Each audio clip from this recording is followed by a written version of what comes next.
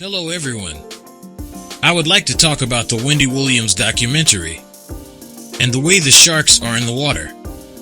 Sabrina Morrissey, along with her firm Morrissey & Morrissey LLP, and around 10 other attorneys were named in the 2022 lawsuit.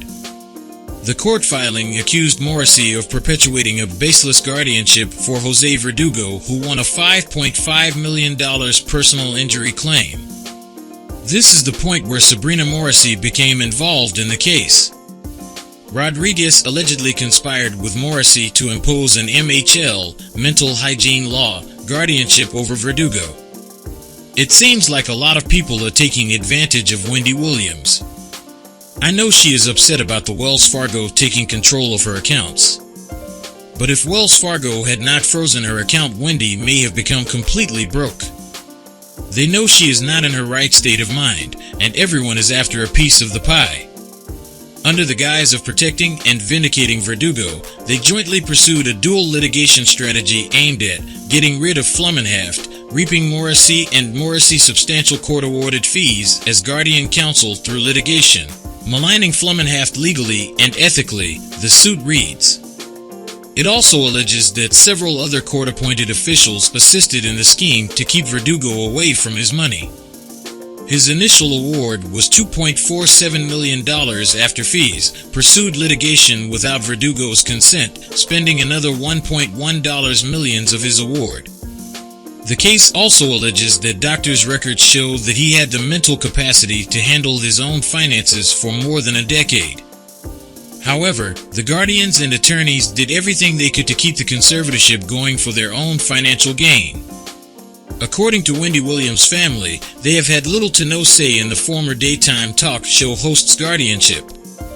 In fact, they have been blocked from having contact with Wendy unless she initiates the conversation. Despite their attempts, they have also had trouble communicating with Sabrina Morrissey throughout the span of the guardianship. I think they need to let Wendy's son be her guardian and let the courts oversee him, the same way they did Britney Spears and her father. Wells Fargo had the authority to pause or reject instructions for a proposed transaction pending judicial or administrative remedies should they suspect financial exploitation, dementia, or undue influence. She was placed under financial guardianship with Sabrina Morrissey.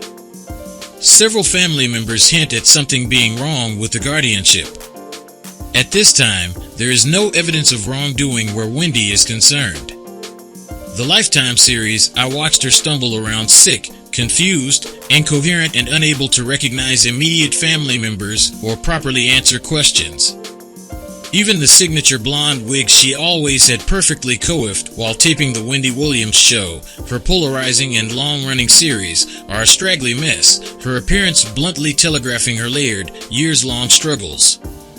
The producers promised that this docuseries would give us a close look at Wendy's delicate state of mind, erratic behavior, and declining health, and have framed it as an investigative expose of a dangerous and neglectful situation.